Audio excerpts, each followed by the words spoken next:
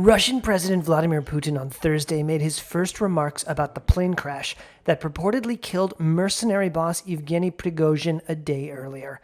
Prigozhin, the founder of the Wagner private militia, was listed as a passenger on a private jet that fell from the sky north of Moscow, killing all 10 on board. He was also a powerful figure who criticized Russia's conduct of its war in Ukraine and, just 2 months earlier, led an astonishing, if brief, challenge to Putin. Это всегда трагедия. The president on Thursday expressed his condolences to Prigozhin's family. He said he'd known Prigozhin since the 1990s, called him a talented businessman, and said he looked forward to seeing whatever investigators learned from the wreckage.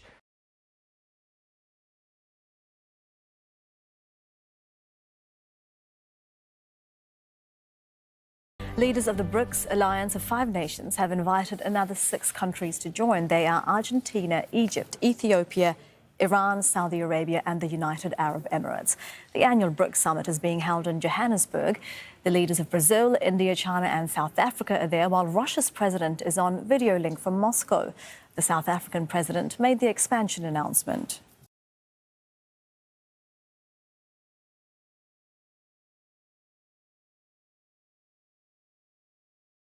Tonight, the first of more than 1 million tons of treated radioactive wastewater being pumped into the Pacific Ocean a half-mile from the shore.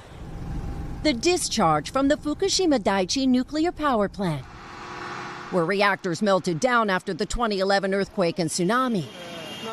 The contaminated water used to cool melted fuel has been stored in holding tanks that are now nearly full, enough to fill 500 Olympic-sized swimming pools. Japanese officials say there's nowhere else for the water to go.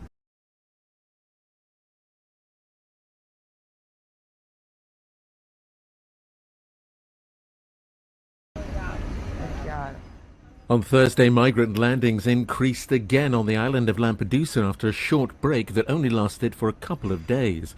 Over 500 migrants arrived here in one day. And with arrivals on the rise, which is often the case recently, the local reception centre that's managed by the Italian Red Cross often ends up being overcrowded. Once they leave Lampedusa, migrants are distributed across the country. Over 12,000 unaccompanied minors have arrived in Italy since the beginning of the year.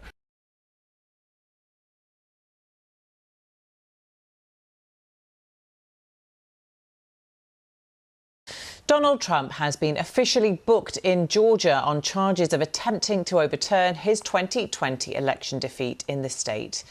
This is the mugshot released by Fulton County Sheriff's Office, and we can expect to see a lot more before the next election. The former president and the frontrunner for the Republican Party nomination in 2024 arrived in Atlanta earlier to protesters and supporters before surrendering himself to the authorities.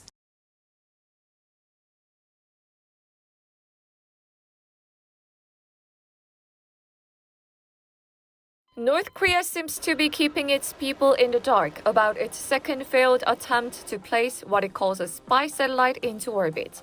On Thursday, North's official Korean Central News Agency confirmed that the satellite-laden space vehicle was lost due to an error in the third-stage rocket emergency blasting system. Korean Central News Agency can only be seen by overseas audiences, with ordinary North Koreans barred from accessing the news outlets.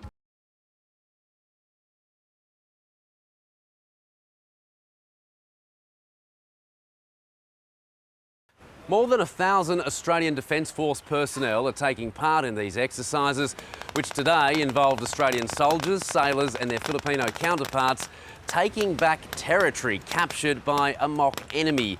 2 Australian warships along with F-35 fighter jets are involved, and it's the second time in 5 days that Australian troops have held these sorts of drills here in the Philippines.